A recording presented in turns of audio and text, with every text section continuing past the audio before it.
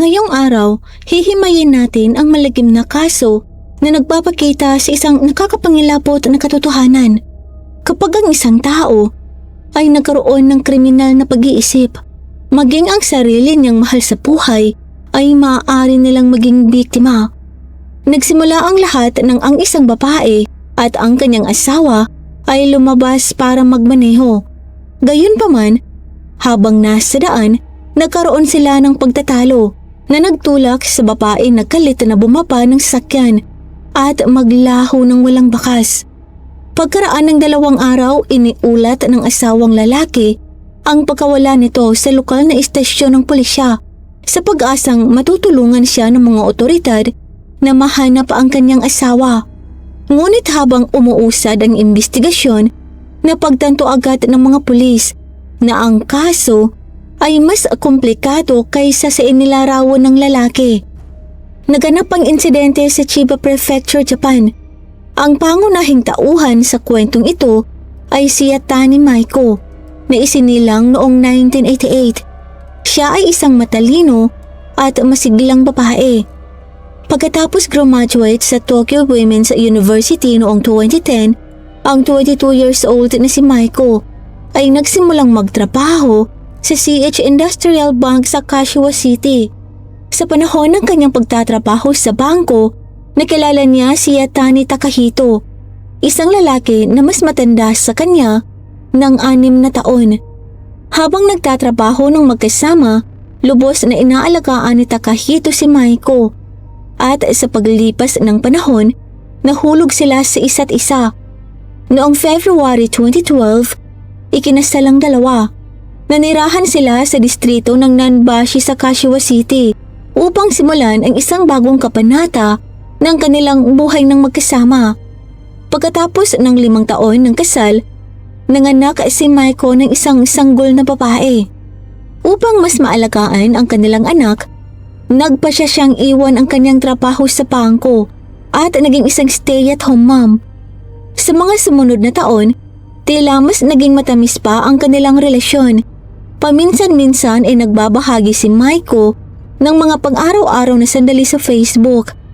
At para sa mga kaibigan at pamilya, ang kanilang kasal ay mukhang masaya.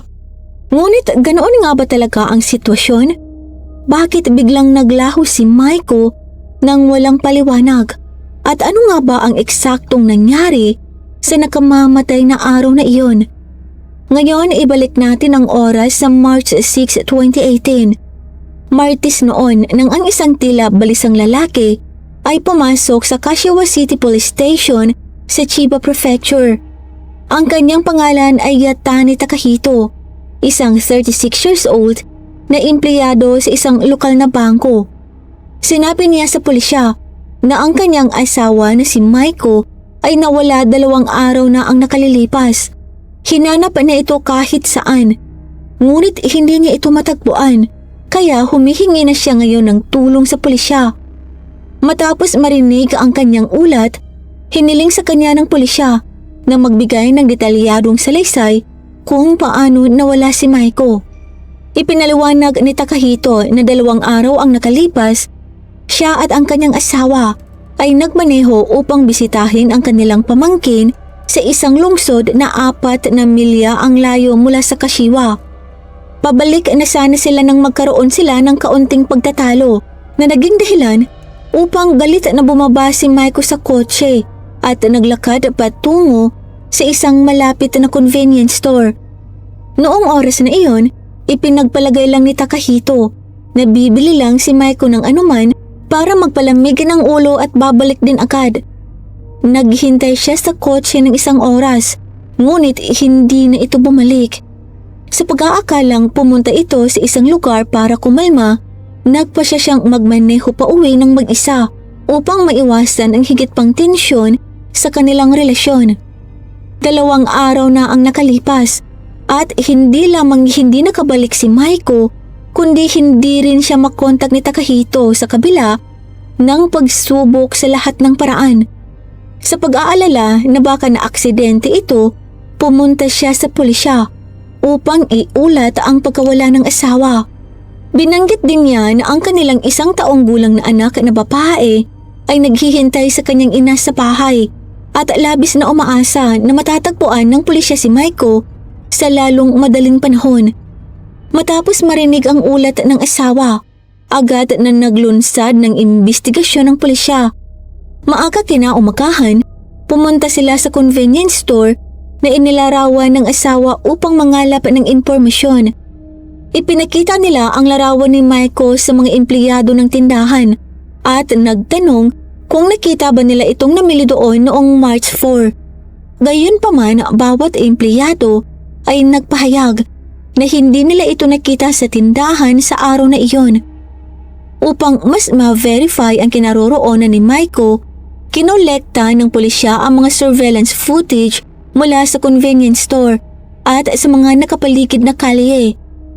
Matapos suriing mabuti ang lahat ng footage, natuklasan nila na may isang kotse na nakaparada malapit sa tindahan sa loob ng mahabang oras noong March 4. Ang nakapagtataka, walang sinuman ang bumaba sa sasakyan. Kinumpirma rin ng security footage ng tindahan na hindi kailanman pumasok si Maiko doon sa araw na iyon, sa kabila ng paggigiit ng kanyang asawa na pumasok ito doon. Ang pagkakaibang ito ay nag-iwan sa mga pulis ng malaking pagtataka. Posible kayang naglaho na lang siya na parang bula? Imposible iyon. Kaya naman, unti-unting lumipat ang kanilang hinala sa salaysay ng asawang lalaki. Kasunod ng pagkawala ni Maiko, labis na nag-alala ang kanyang asawa at pamilya. Nagprint sila ng napakaraming flyers para sa nawawalang tao. Inilarawan sa flyers ang nawawalang babae bilang siyata ni Maiko, 30 years old, may taas na nasa pagitan ng 4'11 at 5'1, payat at may mahabang itim na buhok. Kasama rin dito ang larawan ni Maiko, ang lokasyon kung saan siya nawala at ang mga damit na huli niyang suot. Lahat ay nakalista ng napakadetalye. Sa ibaba ng flyer, iisang kontak lamang ang nakalakay, ang email address ni Takahito. Ipinamahagi ng pamilya ang mga flyer na ito sa mga naglalakad sa mga pangunahing istasyon ng tren, mga shopping center at mga abalang kalye. Bagamat hindi kakaiba ang pamimigay ng flyer sa mga kaso ng nawawalang tao, may napansing kakaiba ang mga pulis.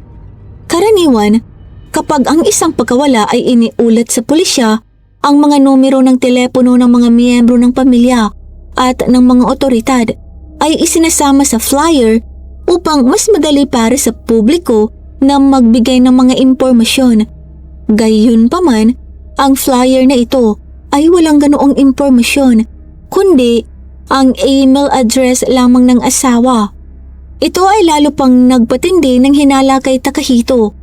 Maaari kayang may kinalaman siya sa pagkawala ni Maiko? Noong March 9, 5 araw na ang nakalipas mula nang mawala si Maiko. Sa araw na iyon, pumunta ang mga pulis sa apartment ng mag-asawa sa ika-10 palapag ng kanilang gusali upang mag-imbestiga at mangalap ng mga ebidensya. Ngunit nang pumasok sila sa loob, nagulat sila sa kanilang nakita. Napakalinis ng mga sahig. Ang mga kasangkapan ay walang bawas sa kintab. Walang kahit isang butil ng alikabok kahit saan. Maging ang kusina ay walang bakas ng langis o dumi. Sinubukan ng mga pulis na kumuha ng mga fingerprint mula sa iba't ibang sulok na karaniwang may naiiwang marka. Gayunpaman, napagtanto nila agad na ang buong apartment ay tila ganap na napunasan at nalinisan. Wala kahit isang bakas ng fingerprint ang matagpuan. Nang tanungin tungkol dito, nagbigay ng paliwanag si Takahito. Idiniin niya na si Maiko ay may matinding pagkahumaling sa kalinisan o cleanliness obsession, sa punto na palagi itong nagsusuot ng sterile gloves kapag humahawak sa mga cabinet at mga gamit sa bahay, na ayon sa kanya ay siyang dahilan kung bakit walang mga fingerprints. Bagamat tila may katuturan ang kanyang paliwanag, napakabihira pa rin nito. Paano mabubuhay ang isang tao sa isang bahay nang hindi nag-iiwan ng kahit isang fingerprint. Bukod dito, hindi kailanman lumitaw si Maiko sa security footage ng convenience store sa araw na iyon. Ngunit hindi kailanman nagbigay si Takahito ng makatuwirang paliwanag para sa kontradiksyong ito. Batay sa mga nakalapan na ebidensya, naniwala ang mga pulis na nagsisinungaling si Takahito. Noong March 12, 8 araw matapos ang pagkawala ni Maiko, hinuli siya ng mga otoridad sa hinalang may kinalaman siya rito at sa pag-asang isisiwalat niya kung nasaan ang asawa. 4 na araw sa detention dahil hindi na kayang tiisin ang pressure mula sa mga investigador, ipinagtapat niya ang isang nakakagimbal na katotohanan. Inamin niya na ang kanyang asawa na si Maiko ay pinatay at ang mamamatay tao ay walang iba kundi ang kanyang sarili mismo. Upang pagtakpan ng krimen, nagsinungaling siya sa pulisya at nagpanggap na ito ay nawawala. Ibinunyag ni Takahito na matagal na niyang pinagplanuhan ang pagpatay kay Maiko. Sa araw ng insidente, naghanda siya ng ulam na curry para sa asawa. Nakatago sa pagkain ng isang nakalalasong tableta upang patulog. Dahil sa matapang na amoy ng curry, ang lasa at amoy ng gamot ay ganap na natakpan, kaya hindi ito napansin. Matapos maubos ni Maiko ang kanyang pagkain, nagpasya silang lumabas para magmaneho ng magkasama at sumang-ayon naman ang asawa ng walang pag-aalinlangan. Bago umalis, iniwan muna niya ang kanilang 1 taong gulang na anak na babae sa bahay ng kanyang mga magulang upang paboran silang mag-babysit. Habang nagmamaneho, nakatulog si Maiko sa loob ng kotse, malamang dahil sa epekto ng pampatulog. Bandang 3:00 ng hapon, nagmaneho si Takahito patungo sa isang liblib na lugar. Nang masiguro niyang walang tao sa paligid, kinuha niya ang isang lubid na inihanda niya ng maaga at sinakal ang kanyang asawa hanggang sa malagutan nito ng buhay. Pagkatapos noon, nagmaneho siya patungo sa bahay ng kanyang mga magulang sa Torede City, Ibaraki Prefecture na may 7 milya at kalahati ang layo. Ang bahay ng kanyang mga magulang ay isang solong tirahan na may nakatalukbong na bakuran na siyang perpektong lugar para itapon ng katawan. Pagkatapos ay inilibing niya si Maiko sa bakuran ng bahay ng kanyang mga magulang. Matapos marinig ito, naging hinala ng mga pulis na maaaring may kinalaman ang kanyang mga magulang sa rasyonal na ang ganoong uri ng gawa ay mahirap isakatuparan ng mag-isa nang hindi lumilikha ng hinala. Gayunpaman, itinatuwa ito ni Takahito at iginiit na ginawa niya ang lahat ng mag-isa habang wala ang kanyang mga magulang. Kasunod ng kanyang pag-amin, hinanap ng mga pulis ang ari-arian at natagpuan ang bangkay ni Maiko na nakabaon sa bakuran ng bahay ng mga magulang ni Takahito sa Torede City, Ibaraki Prefecture. Opisyal na inaresto si Takahito at naghintay ng paglilitis. Gayunpaman, paiba-iba ang kanyang mga pahayag at maraming tanong ang nananatiling walang kasagutan. Ang pinakamalaking tanong ay mayroon bang ibang tumulong sa kanya? Ikinatuwiran ni Takahito na mag-isa niyang inilibing si Maiko. Ngunit sa karagdagang investigasyon, natuklasan na ang kanyang ama na si Yatani Kazuo ay nagtatrabaho sa labas ng bahay tuwing weekdays at bihirang nandoon. Samantala, ang kanyang ina naman na si Yatani Amy ay nakikipaglaban sa cancer at hindi umaalis ng bahay. Bukod dito, ang kanyang 90-year-old na lola sa tuhod ay nakatira rin doon at halos hindi kailanman lumalabas. Kung totoong nag-iisa lang si Takahito sa kanyang ginawa, tulad ng iginiit niya, ang proseso ng paghuhukay ng lipingan, paglipat sa bangkay at paglilibing dito ay mangangailangan ng malaking lakas, oras at malamang ay lilikha ng ingay. Imposibleng hindi napansin ng kanyang pamilya ang anuman. Pinasailalim sa interogasyon ng mga pulis ang bawat miyembro ng pamilya. Kalaunan, inamin ng kanyang ina na si Amy ang katotohanan. Isinalaysay niya na aksidenteng napatay ng kanyang anak si Maiko habang ito ay lasing. Pagkatapos ay umuwi ito sa bahay at ipinagtapat sa kanya ang lahat. Sa pag-asam na maprotektahan ang kanyang anak, tinulungan niya itong ilibing ang katawan ni Maiko sa bakuran.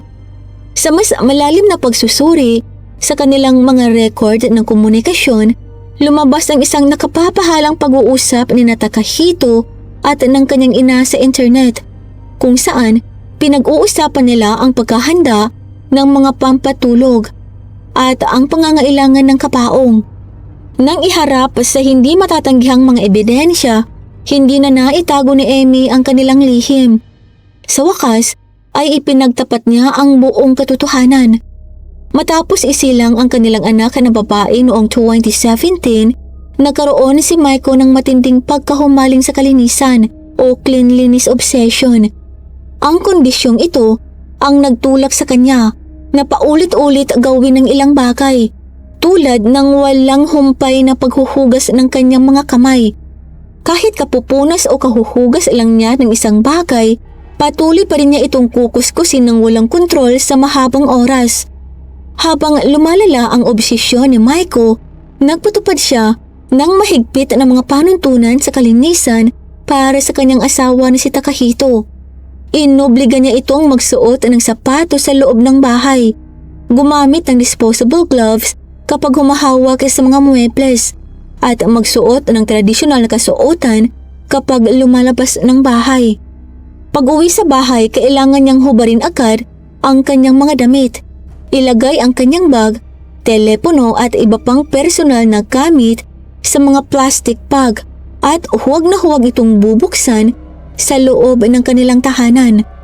Kapag nabigo si Takahito na sundin ang kanyang mga panuntunan, parurusahan niya ito sa pamamagitan ng pagpilit na linisin nito ang buong bahay. Sa paglipas ng panahon, naging hindi na matatagalan para sa kanya ang mamuhay sa ilalim ng mga kondisyong ito. Labis na siyang stress sa trabaho, at pag-uwi niya sa bahay, mas matinding pressure pa ang kinakaharap niya mula kay Maiko. Habang mas dumarami ang oras na kasama niya ito, lalo niyang nararamdaman ang pagiging kaawa-awa. Noong May 2017, dinala ni Takahito si Maiko sa isang psychiatric hospital sa pag-asang magagamot ng mga doktor ang kanyang obsessive cleanliness disorder. Matapos ang pagsusuri, niresitahan siya ng mga doktor ng mga gamot. Sa mga sumunod na araw, unti-unting bumuti ang kanyang kalagayan. Gayunpaman, noong October 2017, muling lumala ang kondisyon ni Maiko at nagsimula na siyang mawalan ng pasensya sa lahat ng bagay. Kapag nagpapasuso, sinisigawan niya ang kanilang sanggol at pinagmamadali itong sumuso. Habang nasa trabaho si Takahito, madalas siyang tawagan ni Maiko at sinasabi ang mga salitang tulad ng, "Makita ko pa lang ang anak natin, nagagalit na ako. Bilisan mo at umuwi ka na. Kung hindi, hindi ko alam kung ano ang magagawa ko sa kanya." Dahil sa takot sa mga salita nito, nagmamadaling umuwi si Takahito mula sa trabaho tuwing tumatawag ang asawa. Namumuhay sa patuloy na takot. Ninanais niyang ibalik si Maiko sa ospital, ngunit sa pagkakataong ito, tumanggi na ang asawa na pumunta. Patuloy na nawalan ng kontrol ang kanyang kondisyon. Sa tindi ng stress mula sa trabaho at sa bahay, maging si Takahito ay naging emosyonal na hindi matatag at madalas na nagwawala ng walang dahilan. Kalaunan, nagpasya siyang magpatingin sa doktor at na-diagnose siya na may depression. Ang malaman nito ay lalo lamang nagpalalim sa kanyang kawalan ng pag-asa. Sawa na siya sa lahat ng bagay. Sa isang pagkakataon, isang mapanganib na kaisipan ang pumasok sa kanyang isip. Ninais niyang maglaho si Maiko sa mundong ito. Nang mamuo ang ideyang ito, tumakbo siya sa kanyang ina at ipinagtapat ang kanyang madilim na intensyon. Nagulat ang kanyang ina na si Amy at sinubukan siyang pakiusapan na huwag itong ituloy. Iginiit niya na anuman ang mangyari, hindi niya maaaring gawin ang ganoong bagay. Ngunit marahil sa pagmamahal sa kanyang anak o kaya naman ay dahil alam niyang mamamatay na siya sa cancer, ninais niyang may magawa para sa anak sa huling pagkakataon. Noong hapon ng March 2, 2018, 2 araw bago ang pagpatay, sinabi niya kay Takahito na ang ama nito ay wala dahil sa trabaho at hindi uuwi. Nangangahulugan ito na may pagkakataon silang maghukay sa bakuran. Matapos matanggap ang tawag, nagmamadaling umuwi si Takahito. Kasama ang kanyang ina, naghukay sila ng libingan ng maaga at tinakpan ito ng kung ano-anong gamit sa bahay upang maitago ito. Pagkaraan ng 2 araw, matapos patayin ni Takahito si Maiko, umuwi siya sa bahay at inilibing ito sa bakuran tulad ng kanilang pinagplanuhan. Noong March 6, itinuloy niya ang kanyang peking ulat at pumunta sa pulisya upang i-claim na nawawala si Maiko. Upang iligaw ang investigasyon at linlangin ng publiko, nagprint si Takahito ng napakaraming flyers para sa nawawalang tao. Tulad ng sinumang nag-aalalang pamilya, tibo nilang ipinamahagi ito ng kanyang ina kahit saan na nag-aabot sa mga kalye upang lumikha ng ilusyon na desperado nilang hinahanap si Maiko. Ngunit sa katotohanan si Maiko ay matagal nang nakabaon sa kanilang likod bahay. Sa totoong buhay, maraming tao ang nagsabi na matapos ipanganak ni Maiko ang kanilang anak na babae, tuluyan na nitong iniwan ang kanyang trabaho upang tumuon sa pag-aalaga sa pamilya. Gayunpaman, ang sandali kung kailan niya isinumiti ang kanyang resignation letter ay siya ring sandali na nawalan siya ng boses sa tahanan. Mula noon, ang lahat ng gawaing bahay at pag-aalaga sa bata ay solong bumagsak sa kanyang mga balikat, habang ang kanyang asawa naman ay bulag na sumusunod sa ina nito at iniwan si Maiko sa isang kahiyahiyang sitwasyon. Sa social media, madalas maglabas ng sama ng loob si Maiko tungkol sa mga pagkikibaka sa pagpapalaki ng anak ng mag-isa at ipinapahayag ang kanyang pag-asa na tutulungan siya ng kanyang asawa. Ngunit sa halip na suportahan siya, ginugol ng lalaki ang kanyang oras sa pag-inom at pagtulog ng mahaba. Nais lang naman niyang ipasok ang kanilang anak sa daycare upang makabalik siya sa pagtatrabaho. Ngunit kung minsan ay hindi niya mapigilan ang kanyang mga luha. Noong May 22, 2019, eksaktong 15 buwan na matapos ang krimen, dinala sa paglilitis ang kaso. Sa korte, ipinagtanggol ni Takahito ang kanyang mga aksyon sa paggigiit na lumala ng husto ang mental na kalagayan ni Maiko at nagpakita ito ng mga mapanganib na tendensya sa kanilang anak na babae. Nanindigan siya na pinatay niya ito upang protektahan ang kanilang anak.